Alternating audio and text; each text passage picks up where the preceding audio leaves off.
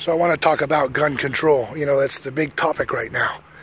And we go through this periodically every time there's another terrible massacre of some type in America. It's become kind of a ritual now, and it's a shame, you know. This is not the way the world is supposed to be.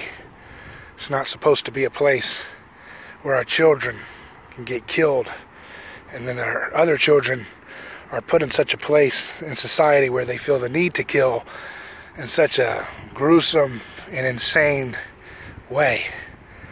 But there's a few things that I think need to be addressed if we're going to do this seriously, if we're going to seriously confront and stop the degradation and the breakdown of our society. And one of those things is we need to recognize that violence is our fundamental illness. And like a recent post by Mike Rowe said, you can talk about the drug addiction, the medication. You can talk about the broken father relationship that this young man had who killed 17 children in Parkland just a few hours from here. You can talk about the fact that he's a male and what's going on with boys. All of those things have contributing factors perhaps in this situation, but fundamentally they're not the key issue. The key issue is evil, and the key issue, I would say, is violence. How can we say that gun control would be the solution when we know that gun laws are currently used to lock up black bodies, brown bodies, white bodies for sometimes 15, 20 years just because they possessed a gun when they were selling weed? And so that's an automatic mandatory minimum. How can we, as good citizens, say we are against gun violence when gun laws actually use people with guns to initiate aggression against people who are peacefully owning guns oftentimes? You're not for gun control if you really, you're not for gun control if you really want more gun laws. Already we're sacrificing thousands of young people into the belly of the prison system, where they're oftentimes threatened with assault because they possessed a gun. They didn't actually use it. They didn't actually pull it on anyone, but they were carrying a gun in the wrong place. And so they're slapped and thrown away into cages, and then they come out even more dehumanized and more lost of their humanity. Because as we know, prison system doesn't really rehabilitate people. And so I want to think about where we're coming from when we talk about wanting more gun control. It's really a cheap and easy fix that doesn't really address the heart of our cultural ailment, which is our addiction to violence. There's that old saying, give me liberty or give me death. That used to be kind of a catchphrase for what it means to be an American. I think today it should be give me violence or give me death. That's the heart of so much of our culture. We're addicted to using coercion. We're addicted to initiating violence against those we don't like, even if they're nonviolent, even if they're not actually hurting or stealing or defrauding or attempting to do any such thing. We love to use coercion. We love to exploit power differences in a violent, initiatory way. This has got to end. We have to address the heart of what's causing this problem. Another thing that I think needs to be addressed is the fact that, what about the gun control of the U.S. empire? You know, there's a lot of kids in Yemen, Iraq, Libya, Afghanistan, even Ukraine, where I bet they wish, Syria, I bet they wish they could have had some gun control against the U.S. empire and its shooting up, drone strikes, and so forth of their local cities when they were not aggressing against us. Peaceful kids slaughtered, blown apart. Where's their gun control?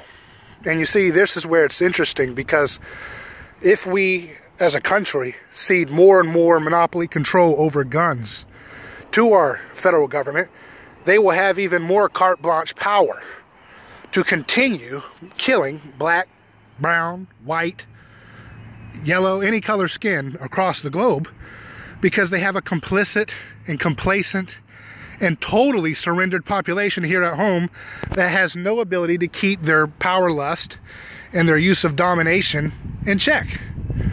And so if we want to say we're for gun control, why don't we stop killing kids overseas? Why don't we put some gun control on the use of our military might overseas? So there's this weird correlation where if you want more gun control here at home, it will produce more gun violence against children overseas. There's a reason why Hitler did not invade Switzerland. Every household had a rifle. And so independent, decentralized self-defense that actually is legitimate self-defense, not ping pong balls, is a means of protecting out of control power lust. If you think a child who is deranged on medication and single fatherhood situation and all kinds of drugs that have warped his mind, that say on the drug list of side effects that it can cause these hysterical, horrible situations, if you think that's bad, what about an empire with no checks on its power? What about an empire who feels as if there is nobody to challenge their Machiavellian interests overseas, and so they can strike drones and they can bomb people like Anwar al-Awlaki's 16-year-old son and his friends, blown apart by our last president, who everybody in the media wants to hold up as a saint as if he was against gun violence. Well, if you voted for people like Obama or Hillary Clinton after they bombed and murdered with guns many innocent kids and other civilians in these other countries like Libya, then guess what? You're not against guns. You're not against guns. You're for guns. You love gun violence. Now, you may not feel that way consciously, but you're actually okay with gun violence. And so we know a lot of people are ignorant and they don't understand. They can't seem to connect that when someone bombs a country and then they say, hey, I'm up for re-election, and you vote for him again, you're saying, okay, I'm endorsing you to keep doing what you're doing. I'm hiring you to continue the policy of what you did before.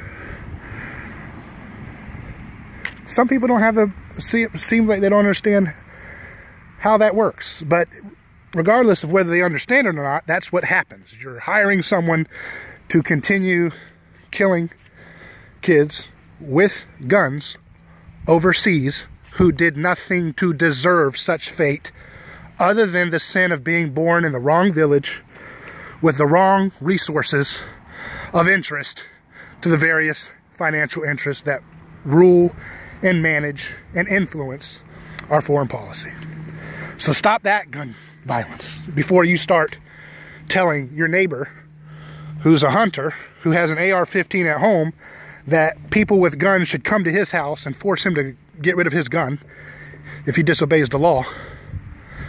Stop making that your scapegoat. Look at the plank in our own eyes, recognize we all have the capacity for evil, and recognize that giving a monopoly of that power more and more in the hands of one institution, whether it's government or church or anything, you don't give a monopoly of violence in the hands of any fallen person and say, okay, you're fine, you're good to go, we'll trust you. That's insane, okay? So the way you deal with gun violence is that you recognize we're all capable of evil. We should all look at the plank in our own eyes before we judge our neighbors. And then we should all hate guns. We shouldn't revel in gun culture, okay? That's where the right is wrong, okay? You don't revel in gun culture. We shouldn't have a culture where we delight in the idea of shooting people because they stole something from us. That's not, okay, that's not warranted to have that kind of trigger-happy culture. So that's not acceptable. But at the same time, we need to address our foreign policy. And like a friend of mine told me, Bill Everman, on Facebook, he mentioned that, you know, the sheriff of that local county said that he did not want any 18-year-old to have a rifle. He wants to change it to 21. And he pointed out, if the kid had just waited a little longer, he could have been in the military, in which he, as an 18-year-old or 19-year-old or whatever, would be given a rifle and put in a situation where he'd be policing some other foreign street and perhaps barging into neighborhoods looking for some suspected terrorist and putting guns in the faces of innocent kids. Or perhaps he'd be managing a drone from the comfort of an office here in America and striking kids who are in the wrong place at the wrong time. This happens every day. So if you want to be against gun control, don't vote for anybody who continues initiating violence and wars overseas. It doesn't matter if they have a D or an R by their name. That's how you stop that gun control. And if you want to be for gun control, let's control how much power a monopoly of violence like the state actually has in controlling how guns are managed. It's not going to work. Satan cast out Satan. Doesn't work. Living by the sword, you die by the sword. If you live by using gun coercion to get your way over every non-violent behavior, then you're going to die as a culture by the sword when that gun violence comes back on you. Once you see the principle that the state has the right to use the violence of law against a single non-violent act, you cede that principle for every type of non-violent act that the public wants criminalized, depending on the tragedy or fashion of that time. The whims of crowds are very fickle, and they can be whipped up from any tragedy to criminalize free speech, to criminalize drug use, to criminalize how big your sippy cups can be, how big your soda fountain cups can be, whatever it can be. Crowds can be whipped up into frenzies against anything. So the only way to maintain a gun-free society, a gun violence-free society, is to allow people to have self-defense, but to not glorify and not sacralize that self-defense, and to only use it in self-defense, not revenge, and to keep the monopoly of the use of violence, called the state, to keep that monopoly from being able to maintain further power over non-violent ownership of guns. That's a very simple formula. I know it's a lot harder said than done with our society as confused and angry as it seems to be perpetually. Let's stop pointing fingers. Let's come together. And let's come together bound by our roots. Jesus says, do not resist evil with violence. That means you don't initiate aggression against your neighbor because he owns a rifle that you're scared of. If he's not using that to threaten anybody, and he's not actively trying to hurt someone, there's no need to use violence, gun violence, to punish him. That's the key. Do not resist evil with violence. That's not a suggestion, by the way. 77% of people in America identify themselves as Christian. To imitate Christ is to not use violence against evil. Non-aggression. No revenge.